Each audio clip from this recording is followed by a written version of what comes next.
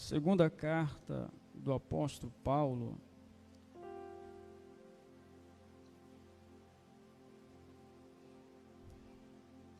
quando escreveu aos irmãos de Corinto, segunda carta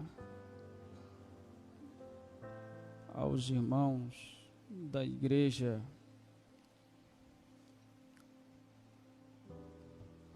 em Corinto, capítulo 12.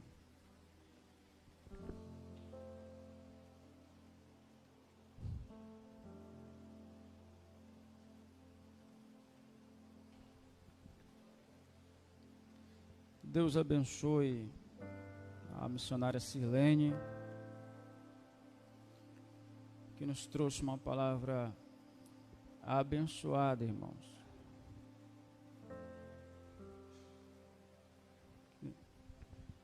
Missionária Sirlene, que tem capacidade suficiente de ministrar em qualquer evento grande, né? Uma pérola que Deus tem nos dado, esta família, pastor Rony, senhora Sirlene e o Mateuzinho. Deus continue abençoando. Obrigado. Capítulo 12. Vamos ler a partir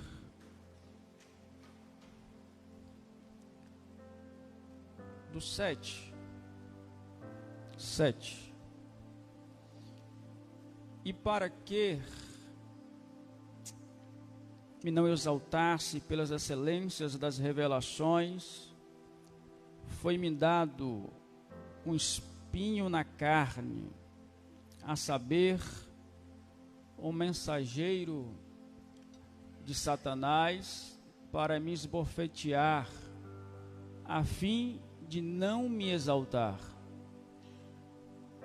Versículo 8: acerca do qual 3 vezes orei ao Senhor, para que se desviasse de mim. Versículo 9: vamos todos nós no 3, o versículo 9. 1, 2, 3.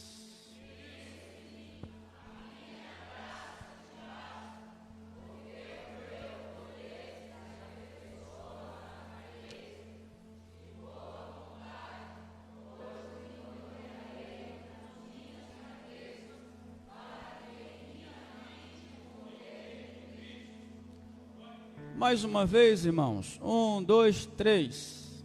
Disse-me: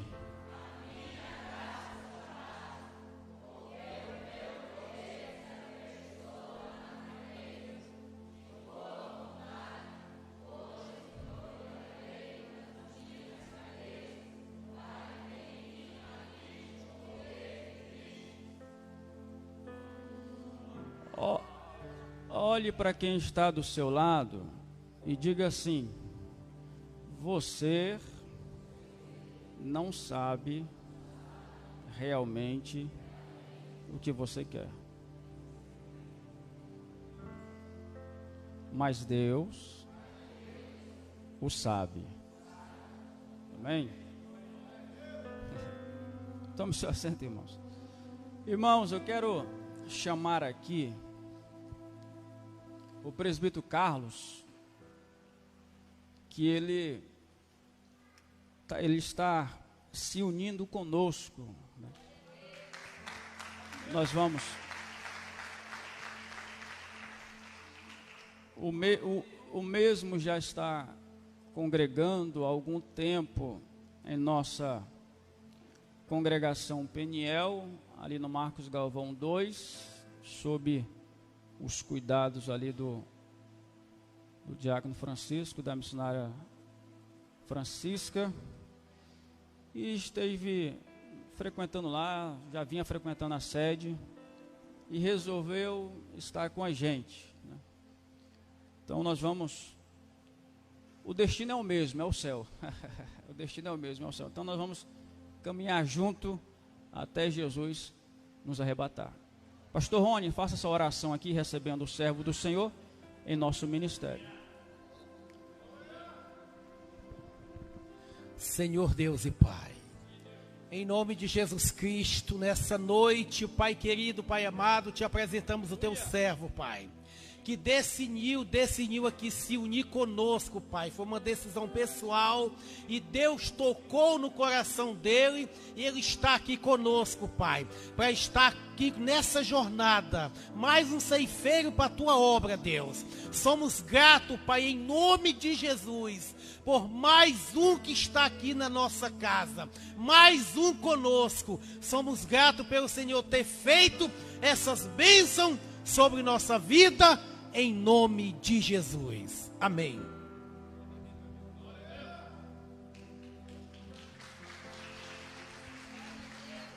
Tome seu assento, irmãos. Aleluia. Irmãos, eu quero só encerrar aqui o que a missionária Sirlene já nos abençoou. Eu estive pensando muito nesta palavra ontem à noite. Na verdade, nessa resposta de Deus a um homem aflito, a um homem que estava vivendo ou convivendo com uma situação que o tirava a paz. E ele orou a Deus algumas vezes e Deus o respondeu. E eu quero começar falando, dizendo ao coração dos irmãos, ouça-me, que Deus, Ele também diz não às nossas orações. Não é fácil digerir, engolir e digerir o não de Deus quando se espera dele um sinal verde, quando se espera dele um sim. A primeira coisa que gera é uma reação contrária da parte de quem está recebendo aquilo que não queria ouvir. Deus também responde com silêncio. Até mesmo, escute isso, irmãos, isso dói, viu, Wesley? Até mesmo quando Deus não diz nada, Ele sabe o que está dizendo e fazendo. E nós não.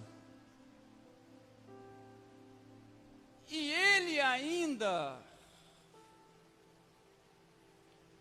pode ou não pode dizer as nossas orações, nem que sim e nem não, mas tão somente aguarda,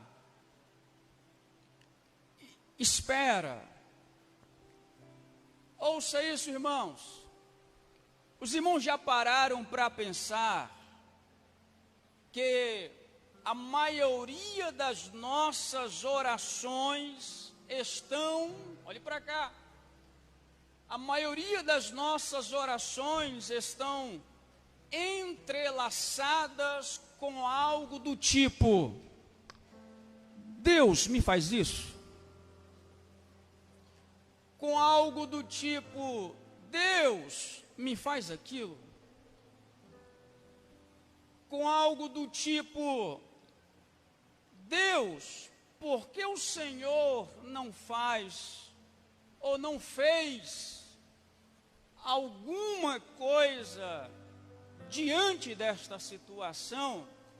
E os irmãos sabem que nós estamos vivendo dias de lutos, dias difíceis, dias questionáveis, dias em que nós perguntamos a Deus o porquê Ele não fez, ou porquê Ele deixou de fazer quando nós mais precisávamos que Ele fizesse alguma coisa.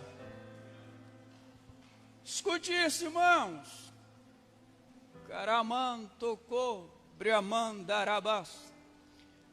Mas o difícil para compreender, cooperadora Maria Aparecida, esse dilema que açoita constantemente a nossa mente é, ouça, que Deus não fazendo, Ele já está fazendo.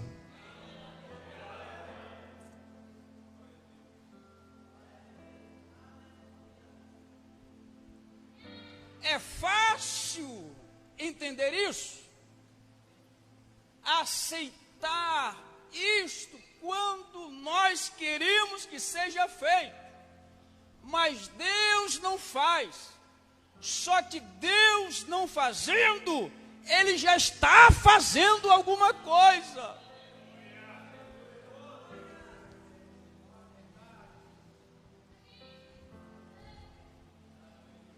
Olha para quem está do seu lado e diga assim: Deus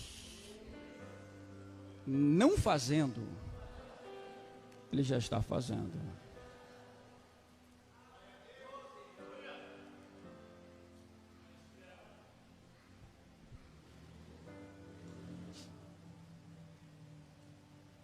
Irmãos, as nossas orações, elas não serão respondidas para poder fazer o que queremos, mas para poder fazer o que Deus está querendo realizar.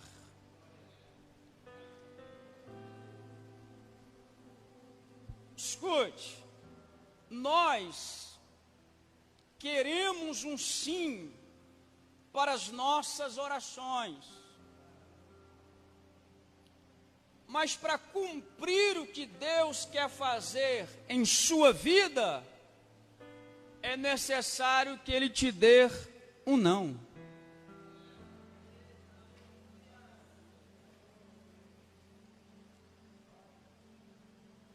Nós queremos uma resposta depressa, de imediato,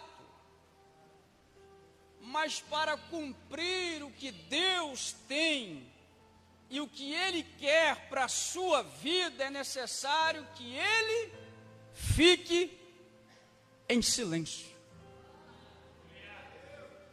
A maior dor de Jesus não foi no Getsêmani suando sangue. A maior dor de Jesus não foi ter suas mãos pregadas no pastímbulo, que era a trave horizontal da cruz. A maior dor de Jesus não foi quando pregaram os seus pés na parte vertical da cruz. A maior dor de Jesus não foi quando colocaram uma coroa de espinho ou quando uma lança o feriu na sua lateral. A maior dor de Jesus foi olhar para o alto e ver o Pai em silêncio. E Ele disse: Deus meu, por que tu ficou ficou em silêncio.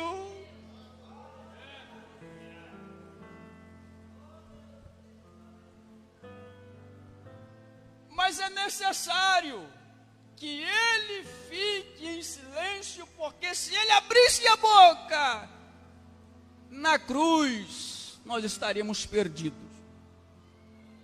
Então, se ele não abre a boca quando você quer que ele abra a seu favor, quando ele fica em silêncio, é porque ele está fazendo alguma coisa para te abençoar.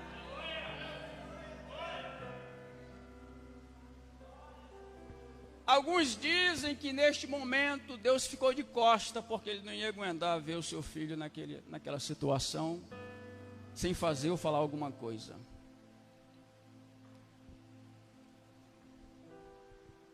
Mas o certo é que todas as nossas orações, irmãos, as orações dos santos, todas estão diante de Deus. Elas não se perdem no tempo. Passam épocas, estações, passam gerações, mas todas as palavras confiadas em oração a Deus permanecem diante dele para sempre. Apocalipse capítulo 5, versículo 8. As nossas orações estão diante dele no cálice de ouro.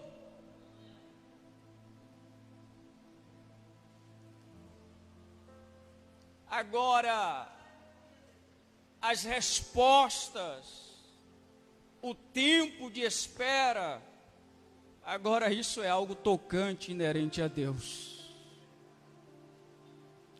Mas o mais importante é que a sua oração está diante dele. Alguém tem certeza disso?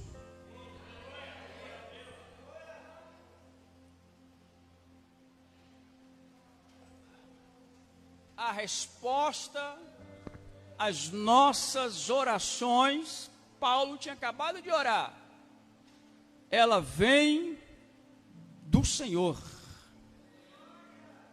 É Ele, irmãos, e apenas Ele sabe e se responsabiliza pelo sim, pelo não e pelo que faz ou deixa de fazer. Deus tem o controle de todas as coisas e vê todas as coisas. Ele sabe por que faz e por que não faz. Deus tem o seu propósito para todas as coisas. Ele sabe, irmãos, Deus sabe transformar o cenário e a circunstância numa situação para abençoar e favorecer aqueles que têm diante dele a sua oração.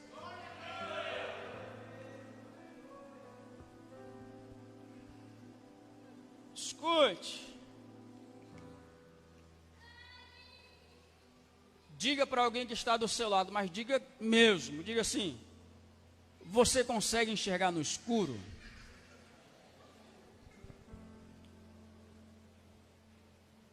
Sim ou não?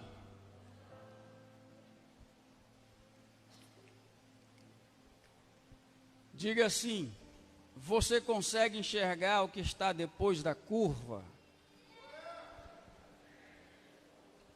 Sim ou não? Não. Diga assim, mas diga, irmãos, posso te contar um segredo? Sim ou não? Diga assim: o seu Deus enxerga no escuro.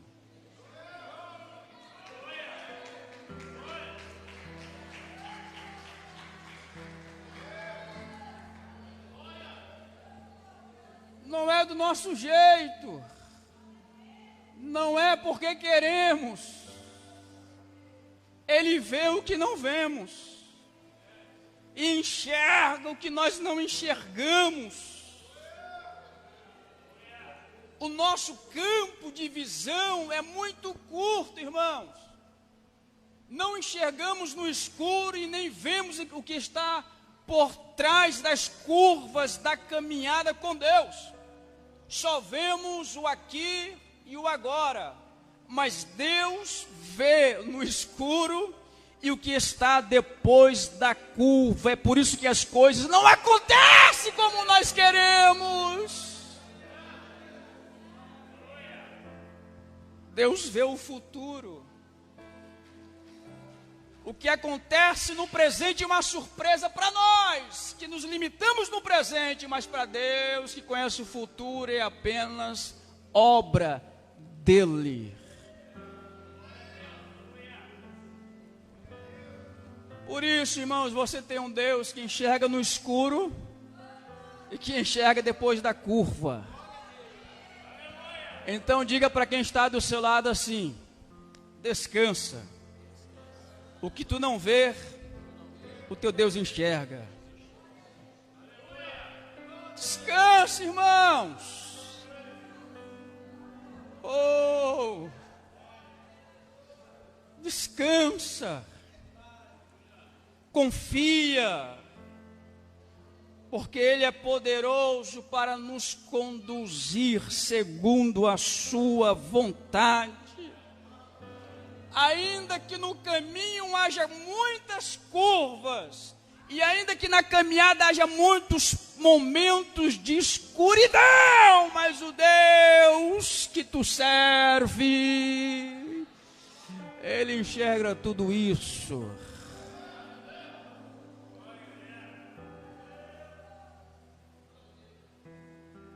Deixa eu contar aqui algo pessoal para os irmãos. Às vezes a gente fica aprendendo, não sabe o tempo que vai ficar. Irmãos, eu creio no poder da ressurreição. Eu tinha um amigo que ele foi ressuscitado, lá em Porto Velho. Morreu,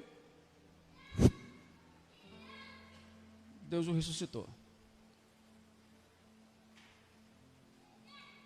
A Bíblia diz que Deus, que Ele tem um poder sobre a vida e a morte.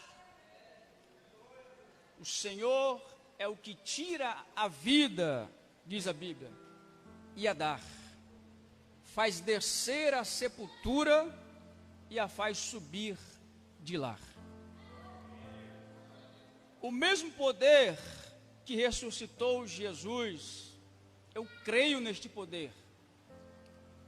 O mesmo poder que ressuscitou a Lázaro, eu creio.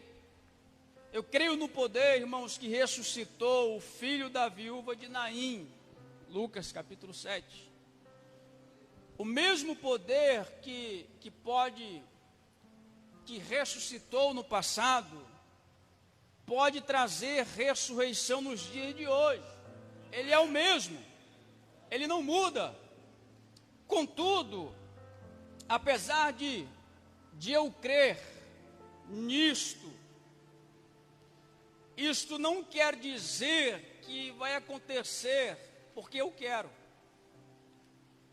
Assim como você e eu, nós já perdemos para a morte pessoas do nosso convívio familiar.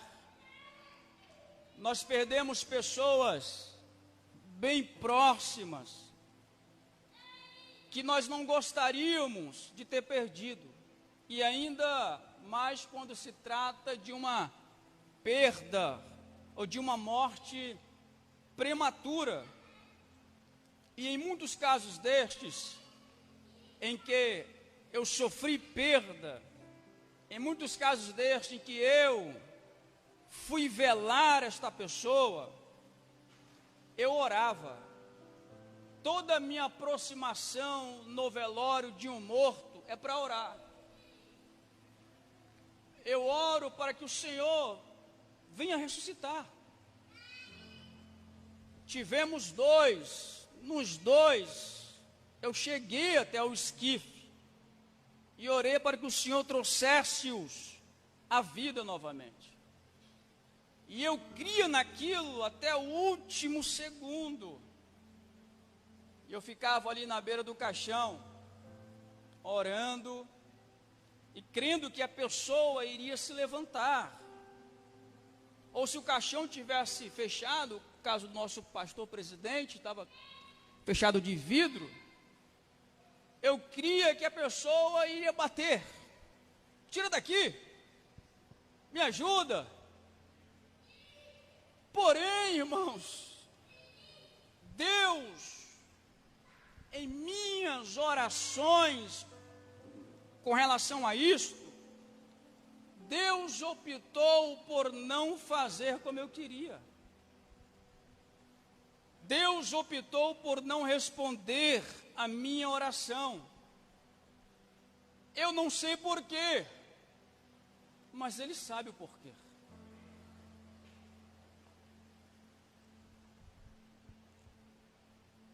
Deus poderia ter me respondido, sim ou não? Mas não respondendo, eu deixarei de crer nele? Não, sem sombra de dúvidas.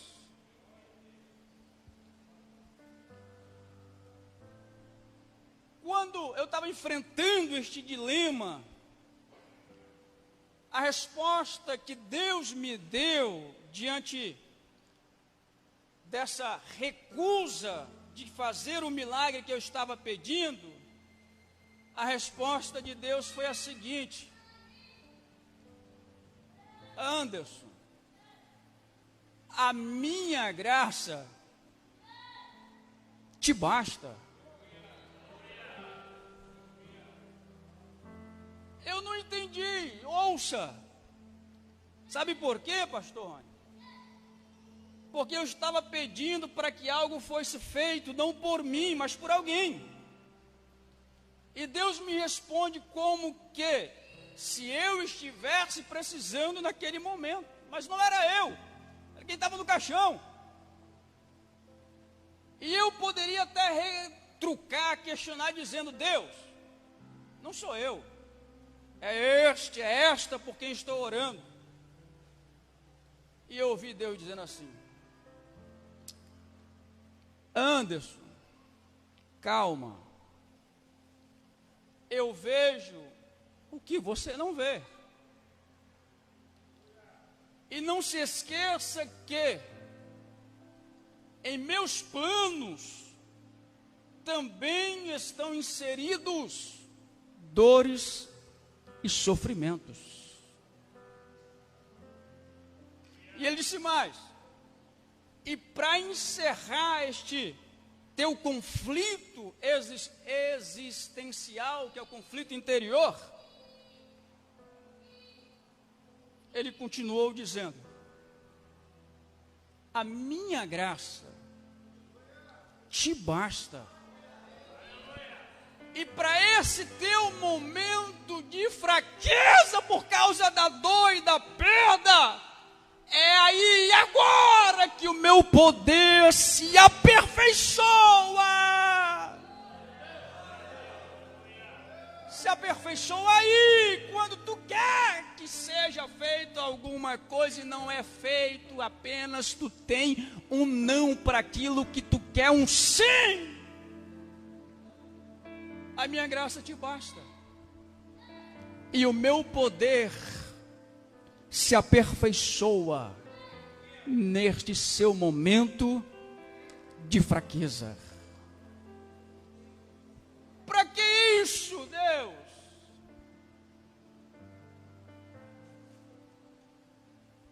Graça graça e poder. Para que isso?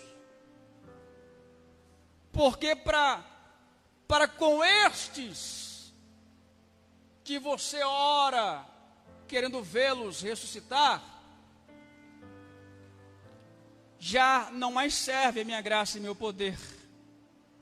Mas para tu, que ainda vai continuar, a minha graça te basta. E o meu poder se aperfeiçoa neste momento. Graça e poder para quê? Para passar por esses momentos tão difíceis e continuar a carreira que para mim e para você ainda não está completada.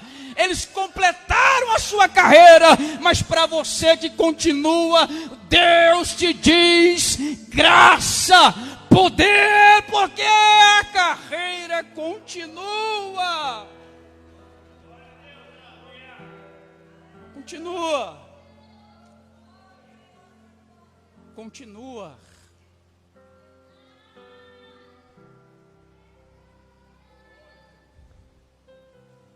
Continua.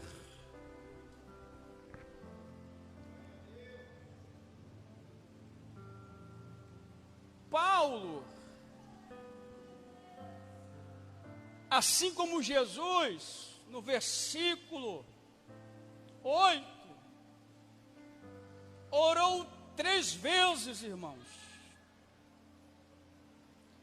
para que o Senhor removesse um espinho que trazia dor. Duas ressurreição aliviava a minha dor. O alívio da dor de Paulo seria a remoção de um espinho na sua carne, diz o texto. Contudo, a resposta que ele recebe é um não. Deus dizendo: não, Paulo, eu não vou remover essa dor de você. Eu não vou tirar. Aí Deus diz: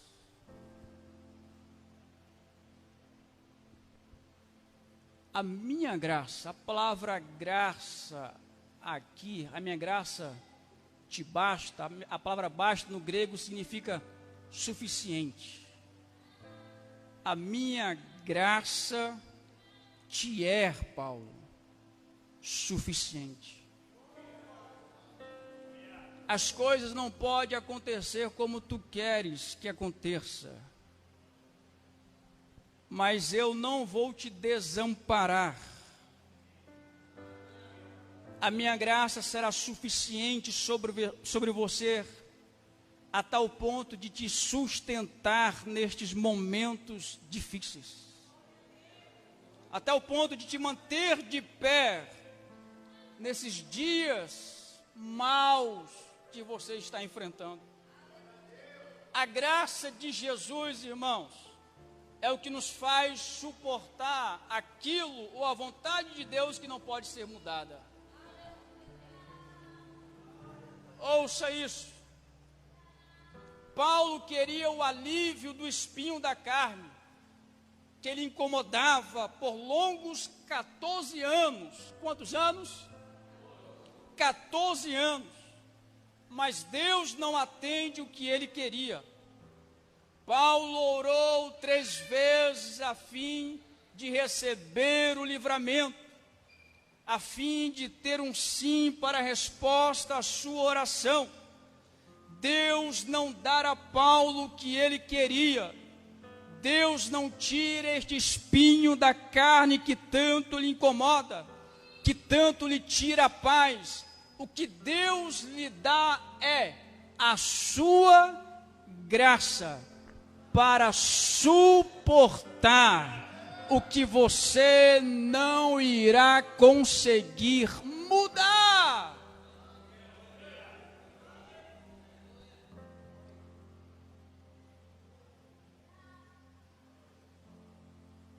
Põe a mão sobre o seu peito. Diga para você mesmo assim: Deus está me falando que o que eu não posso mudar, eu preciso suportar. E esta graça que te fará suportar este momento difícil. Irmãos, Deus não atende os nossos anseios, não é porque queremos, tem que ser feito. Por detrás deste espinho que difere, está Deus trabalhando. Mas pastor, diz o texto, é um mensageiro de Satanás que vem para esbofetear a Paulo. Irmãos, para cumprir a vontade de Deus, até o diabo passa a servir para que os propósitos de Deus sejam feitos em sua vida. A minha graça te basta. Apenas isso. Não mais, nem menos, não o que eu quero. Apenas a graça de Jesus. Fique de pé comigo. Apenas a graça. Vem aqui a banda para nós encerrar o culto. Põe aí para mim o texto aí, a Samuel ou a Keila, para nós encerrarmos. O versículo 9 do texto que nós lemos.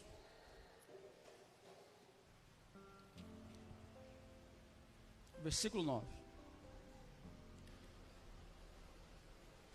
Vamos no 3, o 9 mais uma vez. 1, 2, 3.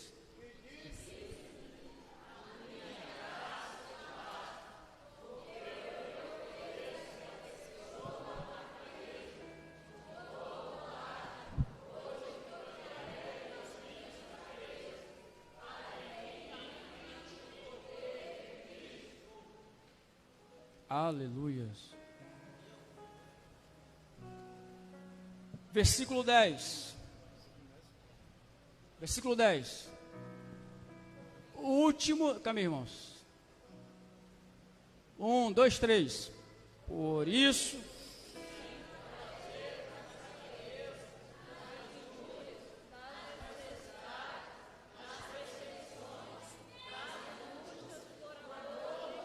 Parou. Escute, o apóstolo Paulo aprendeu a desfrutar de Deus em meio ao sofrimento. Isso é graça. Você tinha tudo para largar, não largou. Isso é graça. Você podia ter desistido. Tem aquele ditado que diz: chutar o pau da barraca, desistir com tudo. Você não desistiu. Isso é graça. Paulo está dizendo, ó, muitas coisas indesejáveis, contudo, a última parte, porque, 1, 2, 3, porque, irmãos, Paulo foi cirúrgico na interpretação do que Deus tinha falado para ele quando disse: meu poder se aperfeiçoa na sua. Aí a interpretação de Paulo ao que Deus falou. Ouça isso, olhe para cá. Paulo entendeu que, já que o poder de Deus se aperfeiçoa em minha ou na minha fraqueza, então disse ele, na última parte: quando estou fraco, é aí que estou forte.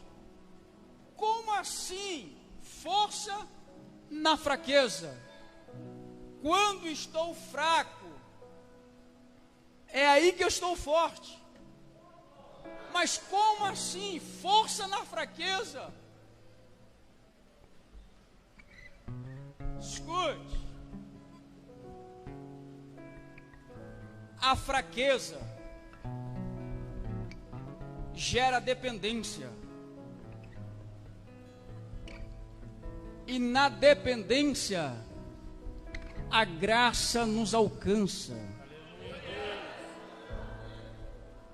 A autossuficiência ensoberbece, mas a fraqueza gera dependência. E Paulo está dizendo: quando me sinto fraco a ponto de desistir, na verdade, é aí que eu estou começando a lutar, a guerrear.